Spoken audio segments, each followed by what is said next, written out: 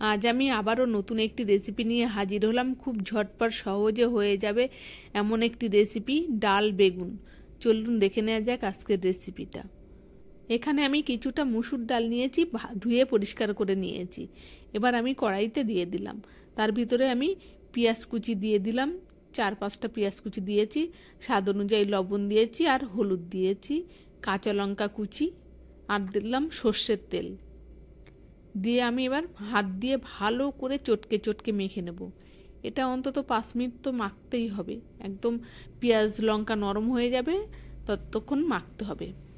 তারপরে আমি এখানে জল দিয়ে দিলাম। খুব বেশি জল আমি এখন দেব না, যখন ডালটা সিদ্ধ হয়ে যাবে তারপরে আমি আবার জল দেব। এবার আমি গ্যাসটা অন করলাম, করে ডালটা আমি সিদ্ধ হতে দিলাম। ডালটা ফুটছে, আমার ডালটা সিদ্ধ হয়ে গেছে। এবার আমি জল দিয়ে দিলাম আর একটু। এখানে আমি 2টো বেগুন নিয়েছি, বেগুনগুলোকে আমি গোল গোল করে পিস পিস করে কেটে নেব।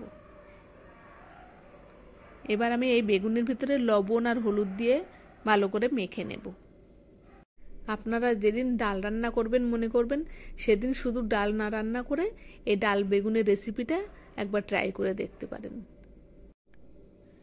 এবার ডালটা আমার ফুটে উঠেছে, এদিকে আমি বেগুনগুলো একটু ডিপ ফ্রাই করে ভেজে নেব।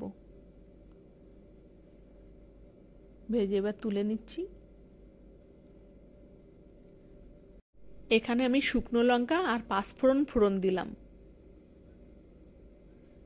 এবার আমি ডাল সিদ্ধটা দিয়ে দিলাম।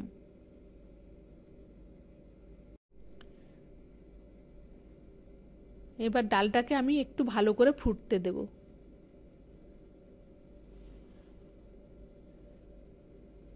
ডালটা ভালো করে ফুটে উঠেছে। এবার এখানে আমি একটু চিনি দিয়ে দিলাম। চিনিটা আপনারা দিতেও পারেন, না দিতেও পারেন। এবার আমি বেগুন ভাজাটা দিয়ে দিলাম আর একটু কাঁচা লঙ্কা চেরা দিয়ে দিলাম। বেগুন ভাজাটা কিন্তু খুব আগে দেবেন না, মানে নামানোর কিছু আগে দিয়ে দেবেন, না হলে কিন্তু বেগুনগুলো সব গলে যাবে। এটা কিন্তু গরম ভাতে জাস্ট ফাটাফাটি, কোনো কথা হবে না, অন্য কিছু কিন্তু আর লাগবেই না, শুধু এটা দিয়েই খাওয়া হয়ে যাবে।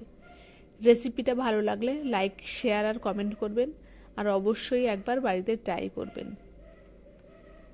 দেখুন কত সুন্দর লাগছে। যখন মাছ মাংস আর খেতে ইচ্ছে করবে না তখনও কিন্তু এই ডাল বেগুনটা বানিয়ে ফেলবেন, দেখবেন খেয়ে মুখে রুচি এসে যাবে। দেখুন কত সুন্দর লাগছে।